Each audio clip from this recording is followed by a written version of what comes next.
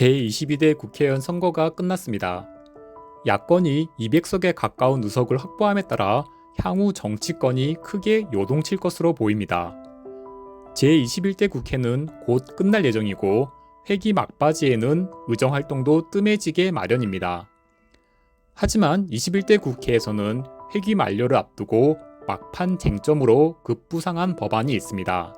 바로 최상병 특검법입니다. 최상병 특검법은 민주당이 발의한 법안인데 민주당은 이번 국회에서 특검법을 처리하겠다는 계획입니다. 당초 국민의힘은 민주당이 특검을 남발한다고 주장하며 최상병 특검법에 부정적인 입장이었습니다. 하지만 총선 이후 기류가 변해서 국민의힘 내부에서도 최상병 특검법에 찬성하는 목소리가 나오고 있습니다. 정치권의 뜨거운 관심을 받고 있는 최상병 특검법이 어떤 내용인지 알아보겠습니다.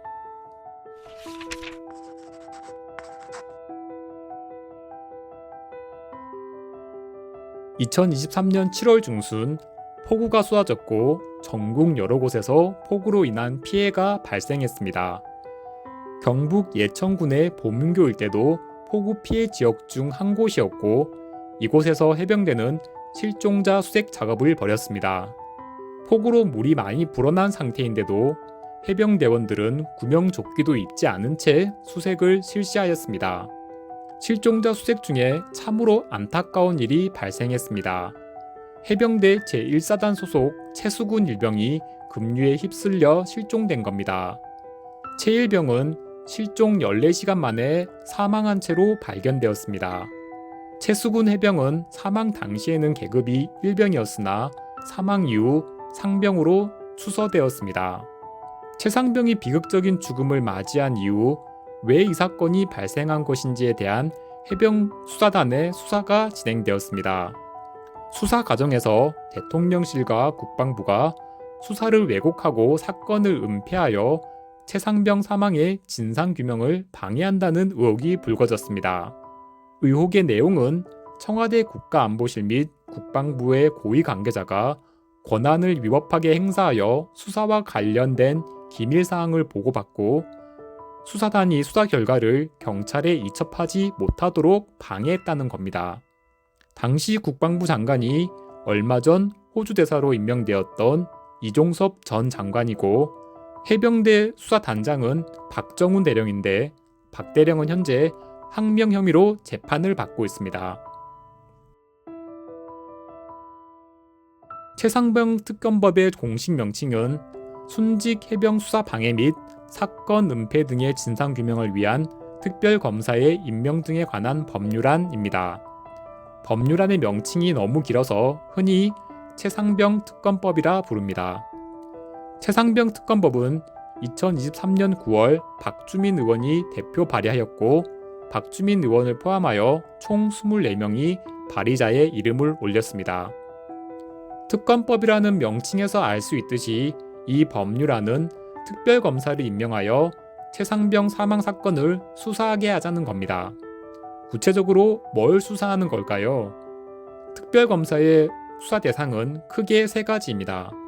첫째, 최수군 상병의 사망 사건입니다. 당연하게도 특검이 해야 할 가장 중요한 일은 최상병이 사망하게 된 원인을 규명하는 겁니다. 둘째, 최상병 사건의 외압 의혹을 밝히는 겁니다. 대통령실, 국방부, 해병대 사령부가 최상병 사건을 은폐하려는 시도를 했는지, 정권의 주요 인물들이 직무유기나 직권남용을 하지 않았는지도 특검의 수사 대상입니다.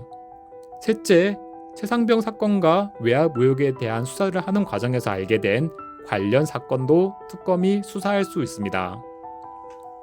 특검에서는 당연히 특별검사가 누가 되는지가 매우 중요하고 특별검사를 정하는 절차도 관심의 대상이죠. 최상병 특검법에 따른 절차는 크게 보면 국회의 추천과 대통령의 임명인데 절차를 조금 더 상세하게 살펴보겠습니다. 국회의장은 특검법 시행일부터 3일 이내에 한 명의 특별검사를 임명할 것을 대통령에게 서면으로 요청합니다. 국회의장의 요청을 받은 대통령은 요청서를 받은 날부터 3일 이내에 특별검사로 적당한 후보자를 추천해달라고 국회 교섭단체에 의뢰합니다. 교섭단체라는 건 소속 의원이 20명 이상인 정당을 말합니다. 제21대 국회의 교섭단체로는 더불어민주당과 국민의힘이 있습니다.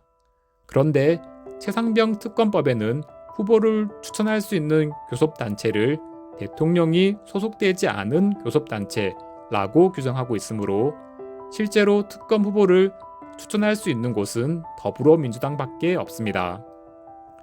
대통령의 추천 의뢰를 받은 교섭단체는 대한변협 회장으로부터 변호사 4명을 추천받은 뒤 이 중 2명의 특별검사 후보자를 선정하여 대통령에게 추천합니다. 대통령은 국회가 추천한 후보 중에서 1명을 특별검사로 임명하여야 하죠. 특별검사가 되려면 법조 경력이 15년 이상이어야 합니다. 그리고 정치적 중립성을 지키기 위해 공무원이나 정당 활동을 한 사람 등은 특별검사가 될 수 없습니다. 특별검사 혼자서 수사를 할 수는 없고 실무적인 수사를 할 사람들이 필요합니다. 특별검사는 검찰 등에게 소속 공무원의 파견 근무를 요청할 수 있는데 파견 검사는 20명, 파견 검사를 제외한 파견 공무원은 40명 이내여야 합니다. 또한 대통령은 특별검사가 추천하는 3명의 특별검사부를 임명하여야 하고 특별검사는 40명 이내의 특별수사관을 임명할 수 있습니다. 참고로 최순실 사건의 특별검사는 박영수 변호사였고 윤석열 대통령과 한동훈 전 비대위원장도 최순실 특검에 참여하여 수사를 한 바 있습니다. 특별검사는 임명된 날부터 20일간 직무 수행에 필요한 준비를 할 수 있습니다. 준비를 마친 특별검사가 실제로 수사를 하는 기간은 70일입니다. 이 기간 내에 수사를 완료하고 공소제기 여부를 결정하여야 하죠. 만약 70일 이내에 수사가 완료되기 어려우면 1회 안에 수사 기간을 30일 연장할 수 있는데 수사 기간을 연장하려면 대통령의 승인이 필요합니다. 그리고 특별검사나 특별검사부는 국민의 알 권리를 보장하기 위해 수사 과정에 대한 언론 브리핑을 실시할 수 있습니다. 민주당은 최상병 특검법 제정을 강하게 추진하고 있는데 국민의힘과 윤석열 대통령이 어떻게 대응할지에 대해 관심이 쏠리고 있습니다. 최상병 특검법이 제정될 수 있을지, 만약 특검법이 제정된다면 특별검사가 최상병 사망 사건의 진상을 명확하게 규명할 수 있을지 관심 있게 지켜볼 필요가 있겠습니다.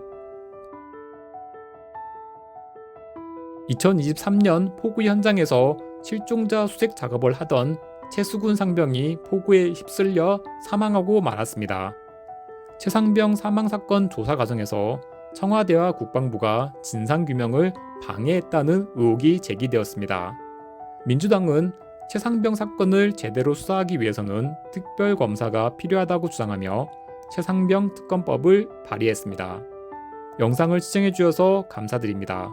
영상이 도움이 되었다면 구독과 좋아요 부탁드립니다.